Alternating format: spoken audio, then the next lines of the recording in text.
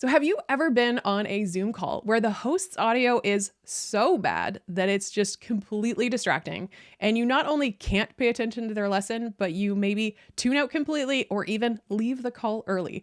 Because I know I have absolutely done that. I think a lot of us have been there before where someone doesn't realize how bad their audio is.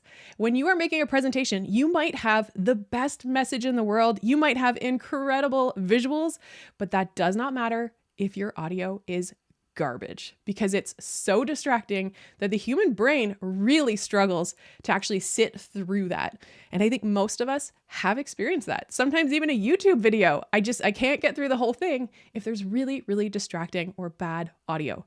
So it's important, if you are making a presentation, that you get that in check. Luckily, there are lots of options, and Zoom is trying to help you out. They have different software and things that they're doing to try and make that a better experience. But garbage in, garbage out.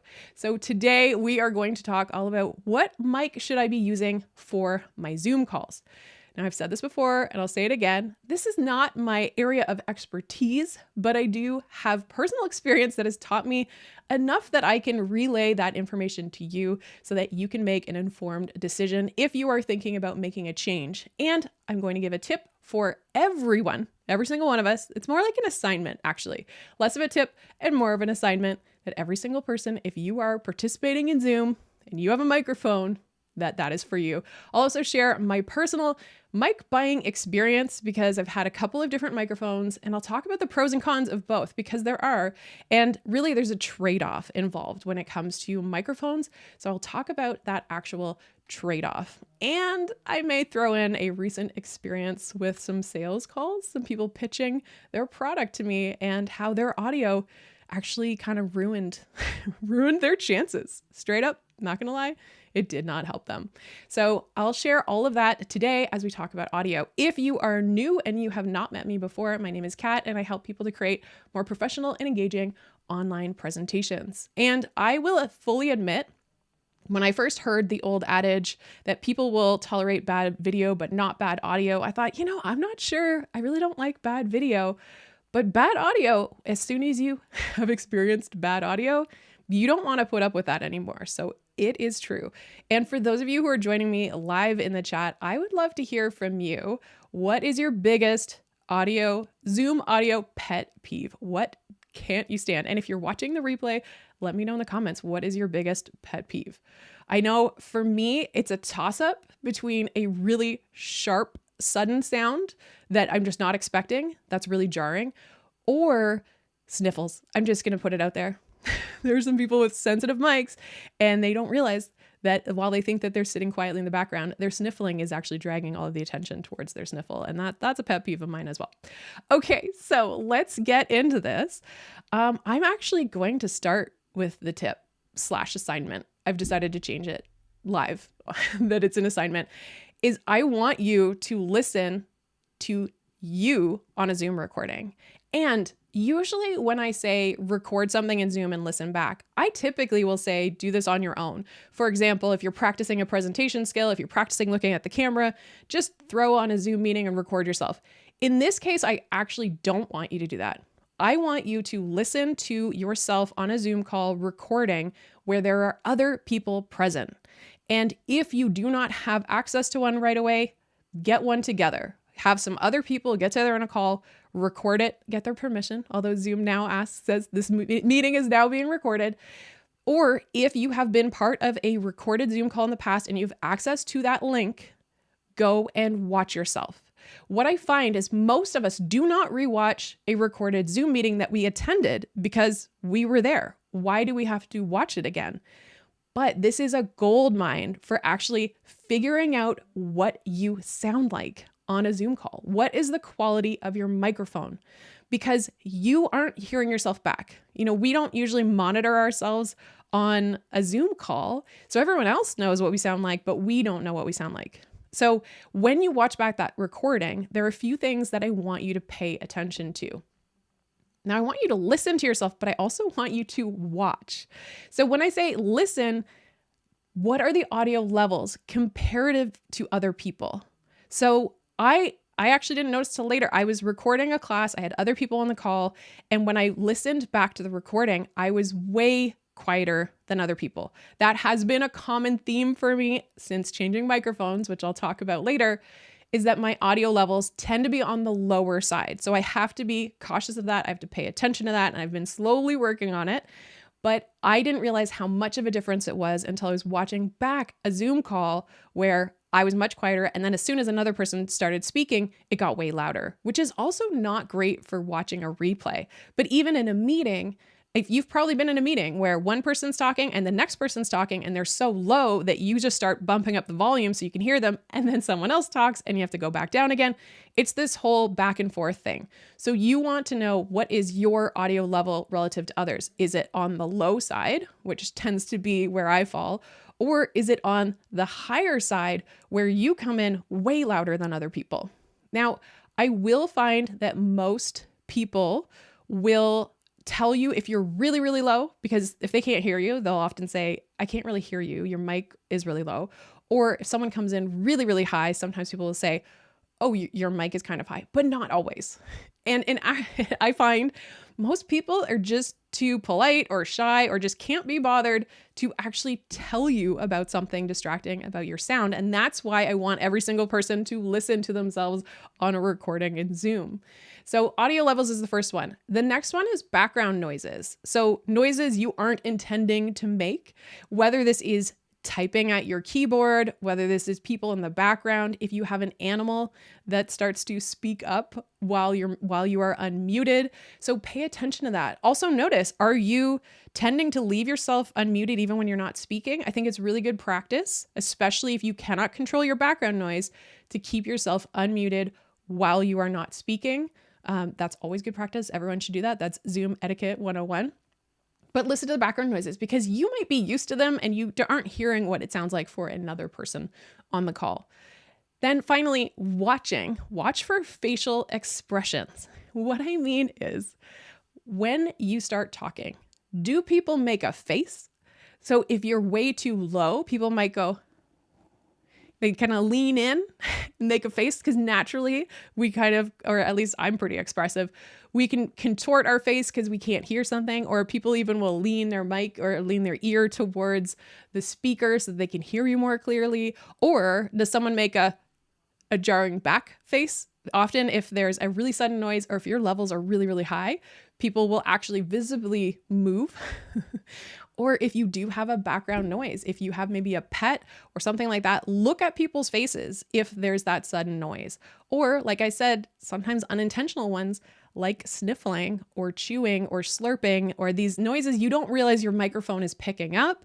When you listen back, you're going to hear them, but you also might start to realize that people are making a face, and it's because they can hear those things and they don't want to hear those things. So really a lot of this is also about etiquette. Now I'm going to take a look and see what if anyone shared their pet peeves for microphones and microphone etiquette. So let's see.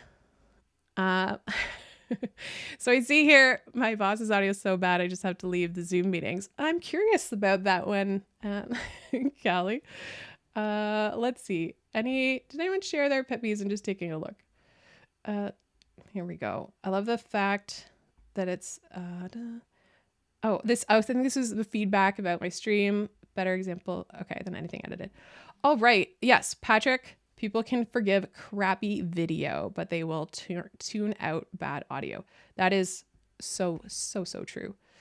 Okay. I can't stand. Yeah. Okay. Static. I'm going to share a story about a couple of sales calls that I was on recently, and there was really bad static for one of the calls, to the point where I missed a lot of what they were saying about the product that they were selling. And Jeff is saying unmuted microphones, letting the dogs, kids, TV break into the Zoom section. Yeah, they're distracting. And when they go into our ears when we're not expecting them, that can be really distracting. Patrick is saying Zoom audio pet peeve, someone's computer, they sit on the couch and expect you can hear them. Yeah, really, they're so far away using the built-in microphone. Absolutely. Okay, so, and yeah, great. So this is actually a really great point. So Callie is saying, I stay away from Zoom call recordings because of all the different levels. it's hard to listen to. Well, even, yeah, when you're live, I think maybe because we're expecting that, but when you're watching a recording, it might actually be harder to tolerate all of the different noises. And if you've ever watched back a Zoom recording where a lot of people were kind of chiming in and chirping in and it's going all over, especially if it's in speaker view, the screen is changing every time someone makes a noise, that's jarring. That's a jarring playback experience. And I don't think we like that. Oh, and Tommy, I'm so glad you brought this up. So Crisp, I remember you mentioning this too. So Crisp is software that can help you with your audio.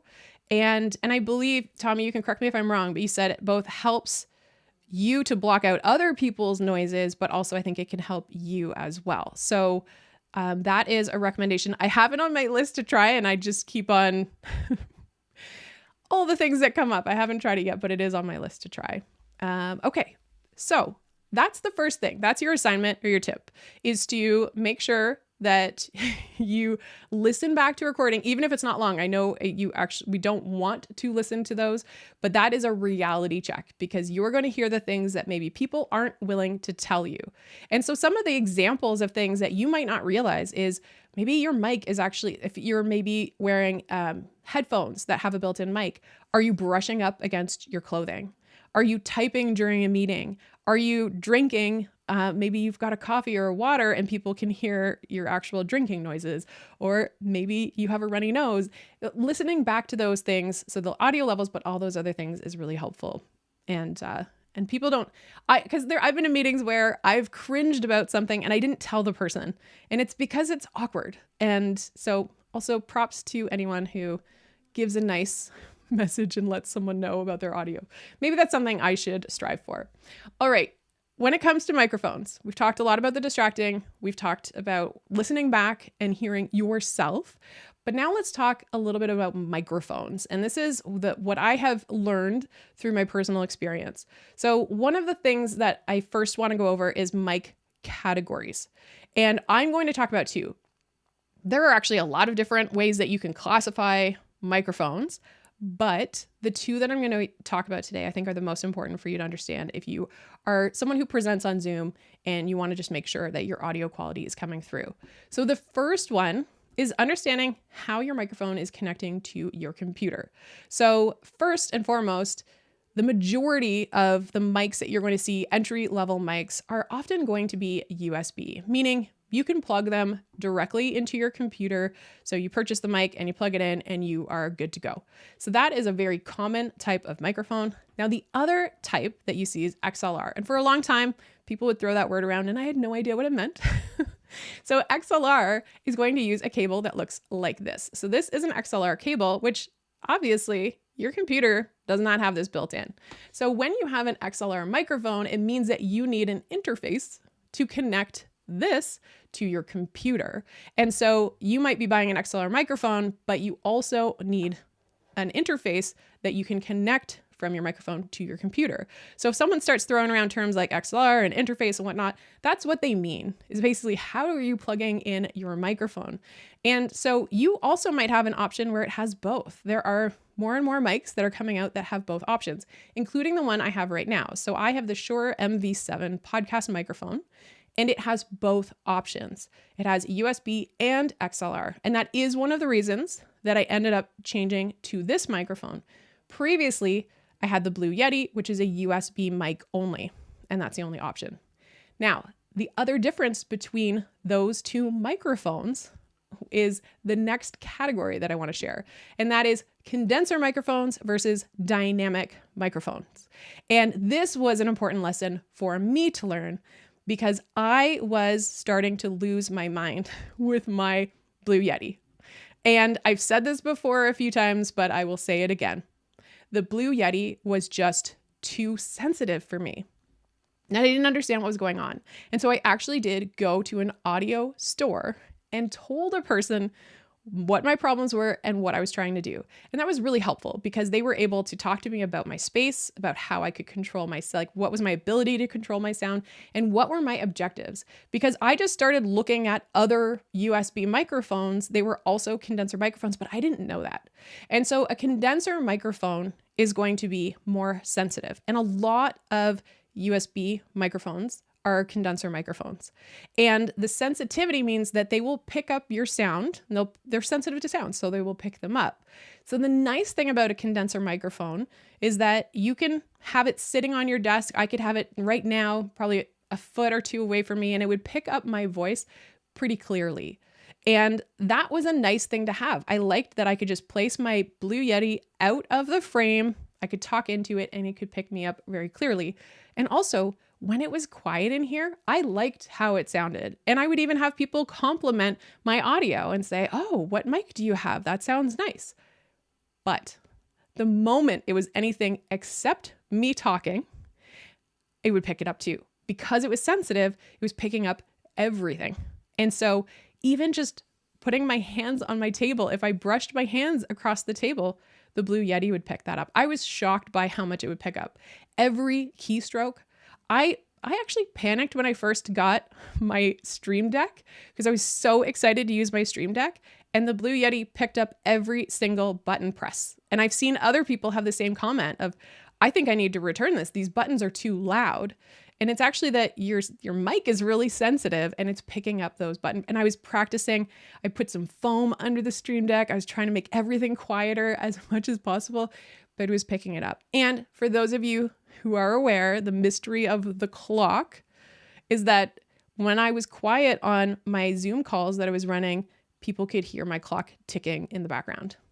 To be fair, I didn't like the ticking either, but the fact that my microphone was picking up a clock that far away when I wasn't talking, it would pick up that sound. That's how sensitive it was.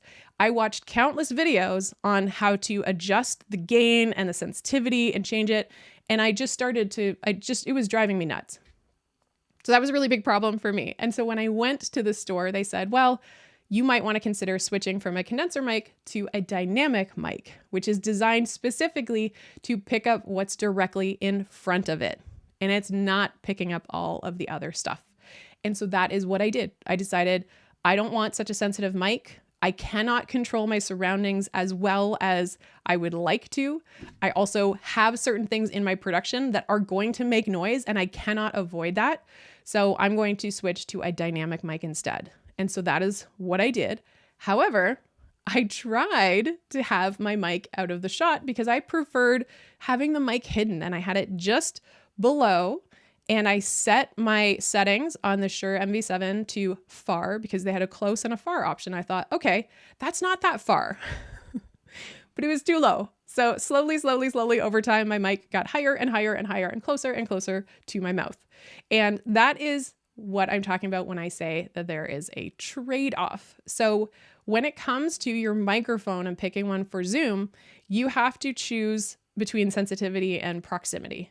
Now, some people might say that's not a trade-off at all. I want that microphone in my face. I don't mind. And that's totally fine. And maybe they're right there. They want their dynamic mic. But I think this is something you need to consider because I recently talked to someone who wanted a good quality microphone, and they went out and they bought a condenser microphone and they said, it's great. It picks up my voice. I sound good. But how do I block out all the other sounds? Like, I have a busy street beside me, so it's picking up that, it's picking up my keystrokes. I don't know what to do. I said, that's the trade-off. You might like that this mic is outside of the shot and picking you up, but you have to accept the fact that it's picking up other things. Now, Zoom does have software that is actively trying to suppress background noises. It's also usually echo cancellation so that you're not getting those echoes, having the Zoom meeting picked up by your microphone, etc. So it is working hard to try and do that. But as we have all experienced on Zoom, it's not invincible. It cannot get rid of every unwanted sound because it doesn't always know what is the unwanted sound. So I think that's a really important thing for everyone to know. So, okay, I'm just going to take a look at, and then I will tell you the story about the sales call in just a second, but let's take a look here. So Sammy is saying if you are on a Mac, you might need to get audio hijack or loop back to get the best audio. You can add a noise gate. So this is something that I tried. I actually I did get audio hijack when I had my Blue Yeti, started playing around with the different levels, and then I realized a noise gate would be extra, so you can kind of add on. So a noise gate will be able to, you can either cut out some of those low frequency sounds like your keyboard, or you could cut out some high frequency sounds or some sharper sounds. So you can start to play what will it actually do. I was playing around with that. I found it really hard to do that. I don't know if anyone else has tried that. That was just, if you don't know audio, that can be a really frustrating experience trying to figure it out. So like trying to do the research up front to land on a microphone that's going to serve you is going to be really important. The reason I focused on sharing those two things, the two categories, the USB versus XLRs. First of all, I want to make sure that you know that you're buying a mic that you can actually connect to your computer. The second thing is I want you to know about the condenser versus dynamic, because they are two very different microphones for their sensitivity. The benefit of the dynamic microphone is right now, music can be playing in the other room and this mic doesn't pick it up. I love that. Whereas before, I would have to go and say, hey, don't make any noise. I'm going to be doing a call. I'm going to be doing a live stream. So you need to be silent. That's no good. That's terrible. But I also had a guest on a show in the fall and we could actually hear conversation on the floor below. So it was too sensitive. I did try to use software to suppress that. And it was just a headache for someone who did not understand audio. And I think many other people probably feel the same way. I just want to sound good on my Zoom meetings and I do not understand all of this stuff. I don't understand noise gates and software, and you add all this money and if you can't get what you want, then it's a frustration. Okay, so, and I see some people talking about the Rodecaster and sensitive or non-directional. Oh yeah, so directional, often when you're buying a microphone, you'll see these images and it shows what it picks up, because there are different patterns of what the microphone is going to pick up. So paying attention to that is also helpful. And I thought when I bought the Blue Yeti, because it showed all those different patterns, I was like, this is perfect. It's got 4 different types of patterns and I'll be able to pick the perfect one and it'll be great. And then it was just too sensitive for me. Okay, so yeah, Marcus is saying Elgato Wave 3, Best Buy to date, worried about ambient noise, but received good feedback. I have multiple people that I know who use the Elgato Wave 3. I think it sounds great, good sounding microphone, and I think it's just a matter of having it in your environment and checking it out. I would say if you are testing out buying an external microphone, is to know what your return policy is. So test it out, hear yourself on a recording, have the different noises in the background that you might typically have. If you're in a busy neighborhood, make sure that you try recording during a time when it might pick up those other sounds and see how that works and see what happens. So you really want to test it in your environment and be ready to send it back if it's not right. So the person I was telling you about who lived outside a really busy window ended up switching and going with a dynamic mic. And I'm pretty sure they weren't thrilled with having the mic so close to their face, but the trade-off was that then they don't have to worry about that sensitive mic picking up all of the other sounds, because that was a real frustration. So what are you willing to put up with? And so that's something to think about. And if one places, so here we've got tech for Toastmasters. If one places a condenser mic as close to them as possible and turn the gain all the way down, it'll work kind of like a dynamic one. Okay, so you're just getting much closer. And so, because when you are speaking into a condenser mic, it will focus on that sound and it won't pick up, for example, the clock and the other things. But in between, or if you're quiet or if you're kind of sitting on a call, it might be more sensitive. But I think what you're saying about turning that gain down is a great idea. And Homesick Mac is saying when using any kind of noise gate or denoise, you'll start to get all the noise while you're speaking. The gating works when you're quiet. Oh, that's interesting. I hadn't heard that before. So this is where I'm hitting my limits of audio knowledge, because there's so much to understand. And there is a lot of valuable information out there. I'm just focusing on the basics. And also this is directed probably towards people who are new to getting a microphone. Maybe they haven't done the research or invested in one and you just want to start. What are the things that you need to know?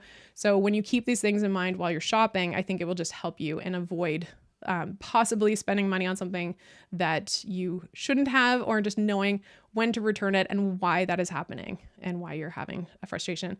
Now, Tommy's saying lav mic is a preferred option for Zoom calls. It's less rich than a USB, but I prefer not having the big mic in front of me. So absolutely, having a smaller mic, just make sure, test yourself. For some people with a lav mic, if they're moving around a lot, that could be something that's potentially distracting. Oh my goodness, Paul. I was on a Zoom call and the smoke detector went off and the no cancellation blocked it. No one heard it. Excellent. So some of that software is really good, but we don't always know. And so Joanna's saying what interface to connect your XLR to the computer. So there are a few different options. I haven't done a ton of research on that. Right now, my Shure is plugged in through the USB, which is one of the nice things about it is that I have both options. But if you were going XLR only, you want to look into, I know the Scarlett is one that I think is a more of an entry level interface, and then you can kind of get up there in price. And okay, I think I'm kind of caught up. So if you use the Shure MV7, how do you have it placed as we can't see it? Was that super awkward? It's here. I just wear a lot of black. I wear a lot of dark colors, which kind of hides the microphone. Although today, because of the V-neck, you can kind of see it. So wearing black with having and I did turn the mic around. So my mic used to be facing where you could see the lights on the Shure. But now it's actually, you can see kind of the text. So I switched the microphone placement so that the lights were not in the shot. And Homesick Mac is saying the Shure, it's very versatile. So it is an investment. But I would say and there are some less expensive dynamic mics that are also like the Samson Q2U is an example of one. I personally don't love the aesthetic of it. So if it's going to be close to your face, and it's going to be in your shot, do you like the look of it? And so you can also get custom like covers for your microphones. I know Doc Rock, he has a purple one that I really like. It really kind of pops. So there are things that you can do to have fun, or you can get little like covers around your microphones and just kind of give it your own look and feel and make it look fun for being in the shot. I think most of the time with all of the videos that we see where someone is using a dynamic mic, like a lot of podcasters or professional artists, etc., we're used to it. So I think most people aren't distracted by seeing a mic in the shot. Although I tried to avoid it and it didn't work. Okay. So I said that I was going to share a story about sales call. So I have been working on a project with an organization, not-for-profit organization, and we were trying to select a software to use for this project. And so we reached out to 5 different companies, and the first 3 calls were kind of disasters, and they were all Zoom calls. And this was in this spring. This was recently. So we are all used to Zoom. So these are examples of people who have not listened back to themselves. So the first person, the entire sales call had a crackling microphone. And it was so distracting that I really, not only was it making me a little bit angry that I was having to tolerate a sales call where they just kept talking to crackling microphone, but I also thought, you're a sales, this is your job. It's sales. What is going on? And then in the second call, we had a person who actually just turned off their camera the whole time. Their audio was okay, but because I couldn't see them, and I just thought, what's going on here? Then the third call we had was a person who was outside. And because they were outside in a public place, it seemed like they were at some sort of outdoor cafe or patio, because we could hear people passing by, we could hear animals, we could hear birds chirping, and Zoom was trying so hard to counteract a lot of those background noises that it was making her audio cut in and out, but at a jarring pace.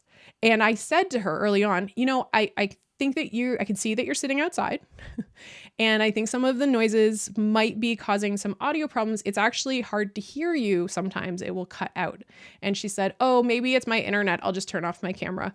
That did not solve her problem. And then she just stayed off camera with a terrible mic for the rest of the call. Needless to say, none of those companies even made the shortlist. Even if their product was okay, the fact that they just didn't even pay a little bit of attention to how they were coming across on those calls was actually a big hit to them. So if you are in the business of trying to sell a product or a service to a person, please, please, please listen to yourself. Make sure that you have decent audio. And here's the thing, you don't need fancy things. I have had perfectly clear calls with people who are just using AirPods and it was fine. Maybe the built-in microphone that you got with your iPhone can just plug into your computer and work fine. Really, what we are looking for is no distractions. Can people hear you clearly? You don't have to break the bank. There are a lot of options for you. If you are a presenter and this is part of your job and you want to invest in a quality mic, then obviously look into some of the things that we talked about before. Do you want a condenser mic or do you want a dynamic mic? Do you want a USB mic or an XLR mic? But at the end of the day, just make sure people can hear you clearly. That's the biggest thing. And make sure those distractions aren't happening. If you cannot be in an isolated home area, find somewhere else. Don't sit in a busy cafe, etc. I know that sounds like me just kind of venting about those experiences, but I think it's a really important lesson to remind yourself to listen back. Just pay attention or ask people for feedback. How is my audio? Because sometimes a person has an opinion, but they're just not willing to share it. Once you start to do all of these things, then you can start to sound better because you have an important message to get across. There's something you want to share, something you want to tell, and you do not want bad audio to get in the way of you delivering a more professional and engaging presentation.